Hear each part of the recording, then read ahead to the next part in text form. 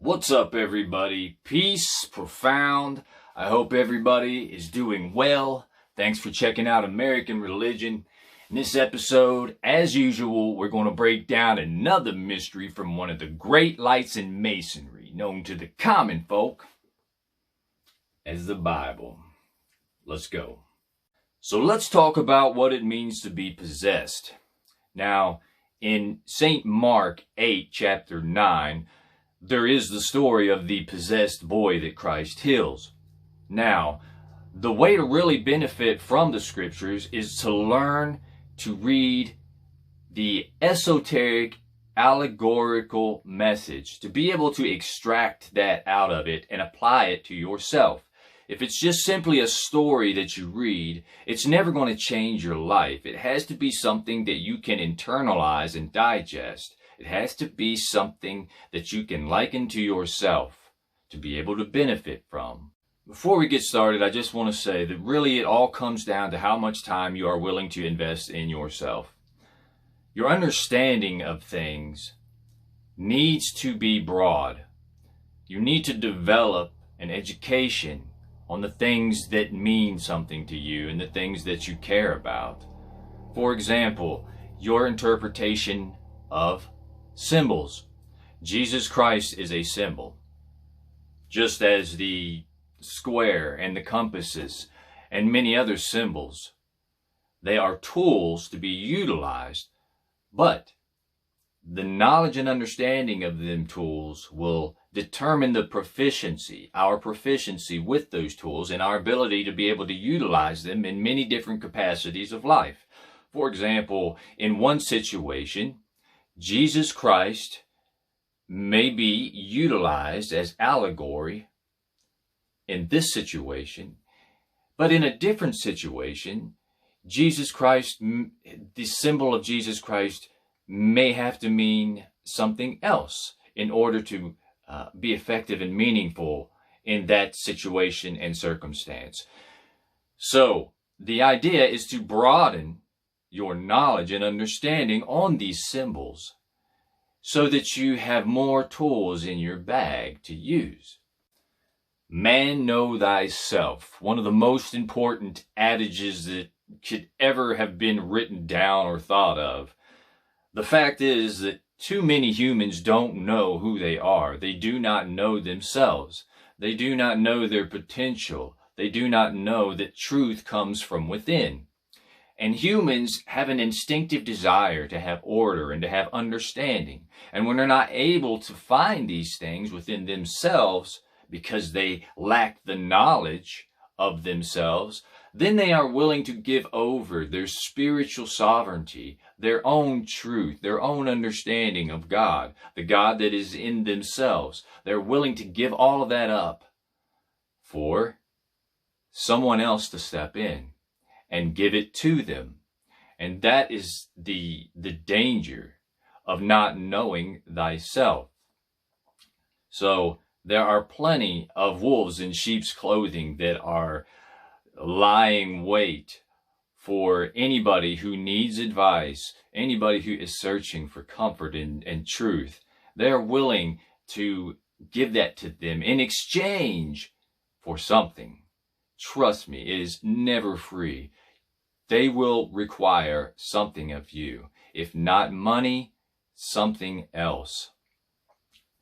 And as far as Christianity goes, I just can't figure out why people are willing to go to somebody else for answers and truth, such as a minister or a preacher, considering that in the Bible, Paul says himself that there is none righteous. There is none righteous. And he also said that none seeketh after God.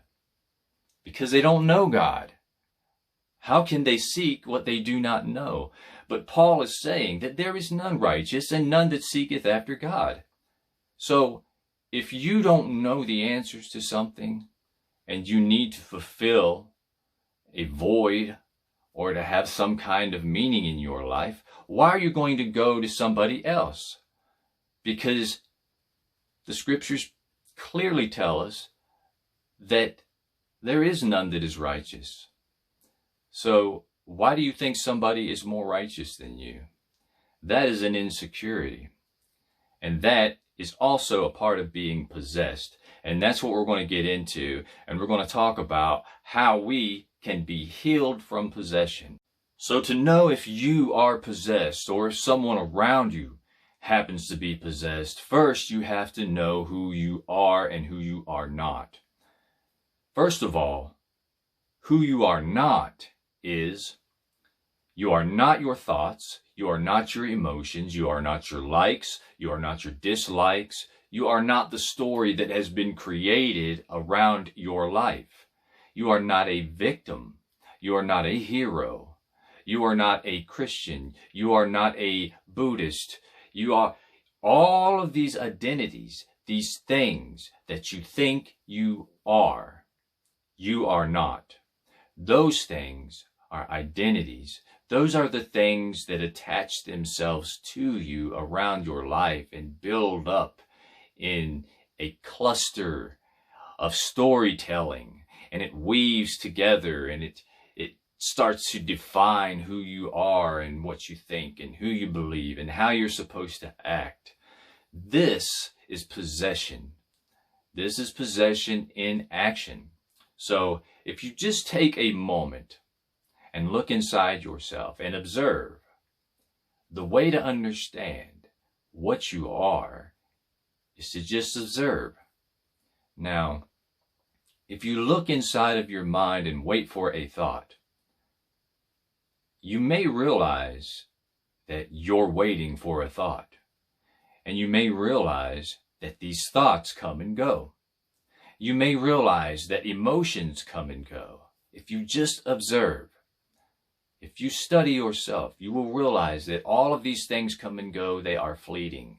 They are not consistent. They are not constant. They are not permanent. They are not who you are, because who you are is eternal. You are consistent. You're always the same. These things that come and go, these likes and these dislikes and the beliefs and the identities that you have developed, these things all come and go. But what you are is constant, always. And what you are is pure awareness. You are aware of these things. And pure awareness is always anchored in this very moment right now. So to understand what's going on with yourself, you have to be able to realize that you live in a world of duality. You live in a world where ideas are everywhere.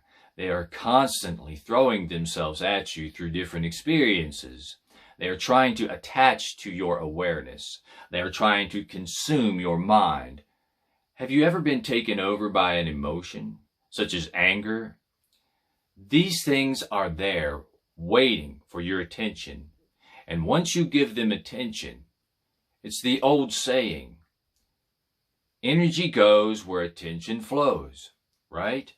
So wherever you focus your attention is where the energy will be. If you focus on anger, that's where the energy will be. If you focus on happiness, that's where the energy will be.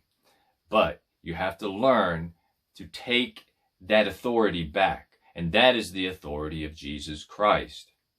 So the authority of Jesus Christ is the ability to be able to take back your awareness, to be able to take back the pureness of this moment.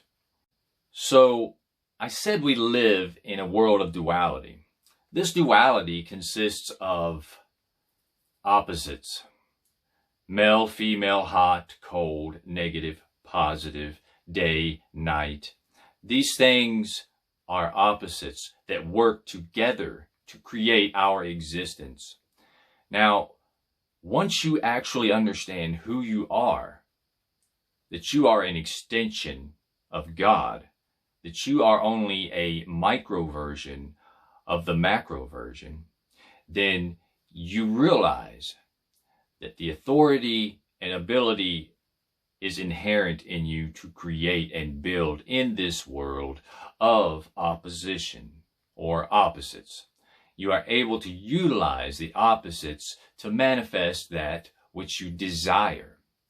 Now, if you are not aware of who you truly are, then these opposites tend to just have their way with you and manifest themselves in your life in a way that may not be desirable. And oftentimes, those who are ignorant aren't able to recognize the patterns and the reasons that these opposites are working together to create the negative reality that they are experiencing. So, knowledge of self is everything, once again. Now, in St. Mark, chapter 9, verse 22, it talks about the father is describing this possessed boy that he wants Jesus to heal. He's trying to describe this possessed boy, and he says, "And oft times it hath cast him into the fire and into the waters to destroy him. But if you canst do anything, have compassion on us and help us." So, once again, it says there that this possession, this evil spirit, it casts him into the fire and into the water and tries to destroy him. Okay? Fire and water are opposites. Okay? Complete opposites. Like I said, we live in a world of duality. And if you don't understand who you are, these opposites will eat you alive. They will practically destroy your life if you do not understand them. So the fire and the water, they will try to destroy you. You will be cast into the fire and into the water when you are unstable and unable to find a balance and a center, to find a truth, the only truth. When you're not able to find that, you will be tossed to and fro and thrown in the water and thrown in the fire, and it will try to destroy you. Another thing I want to point out about the scripture is that the boy is a child. The possessed character is a child. Now, spiritually and knowledge-wise, there are many people who are still children. And so, once you develop your vocabulary in esoteric language, in the occult, and you are able to recognize this sort of language, you will look for words like that, like fire and water and child and possessed, and you'll be able to make more sense out of these messages that are deep, psychological, powerful messages that are trying to change your life and to show you who you truly are. So what's the conclusion? Basically, the conclusion is that possession is real, and many people are possessed. Possession comes in many forms. Any form of identity is a form of possession. Some just don't realize that they are possessed.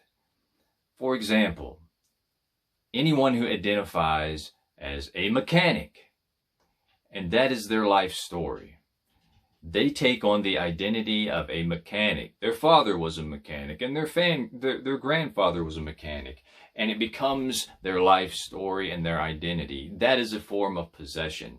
It limits your capacity to grow. It stagnates you. Even Christianity, if you identify as a Christian, you have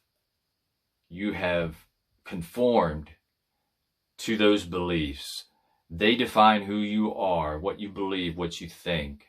These are forms of possession. These things are tools. They are valuable, but only to those who know they are tools. The consciousness of these things are what makes them useful. Your awareness, your amount of awareness and the ability to be able to separate who you are from your mind and your thought and from ideas. That is what makes the difference. That is what makes you powerful. And the important thing is that we don't get lost in thought. and that we understand that we are not our thought, and that we do not become possessed. So, allow yourself to not be possessed by anything. Live in this moment in pure awareness right now. Embrace your sovereignty. And this is where the Master Jesus Christ comes in his authority, in all of his glory and power. That authority and glory and power is your inner Christ. Whenever you are able to light the candle of awareness in your mind, Jesus Christ has laid his hands on you and healed you. When you can see the reality that you are in, when you can live in the present moment right now and understand that all of these ideas and concepts and this world of duality is here for your disposal, your pleasure, to do what you want with. Only then will you realize who the Master Jesus Christ is. So the idea is to know thyself, to know the inner Christ. The square is an amazing tool to teach allegory with. For example, consider this square to symbolize the world of duality. You have negative, positive, hot, cold, male, female, etc., etc. All of the duality that creates our existence. And on the bottom here is you. You are on the bottom at first, right? This is the possessed child down here on the very bottom. He lives below without an understanding, without a knowledge of the world of duality, which is ruling him. You see, because square is basically made up of a ruler. So they rule above him. The opposites, they rule above the child that is possessed. They control him. They toss him to and fro. He is not conscious of their existence. Now, for one who has learned about themselves and the world of opposites, he becomes the master. He moves to the top. He was on the bottom. Now he's on the top. Now he rules over the worlds of duality. He has become the master of duality, these two ends. And he is able to manifest and use this tool, this knowledge that he has, this tool of allegory. He is able to use it to build his existence, to build his reality through the world of duality.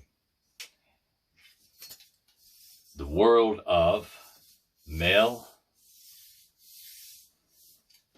and female.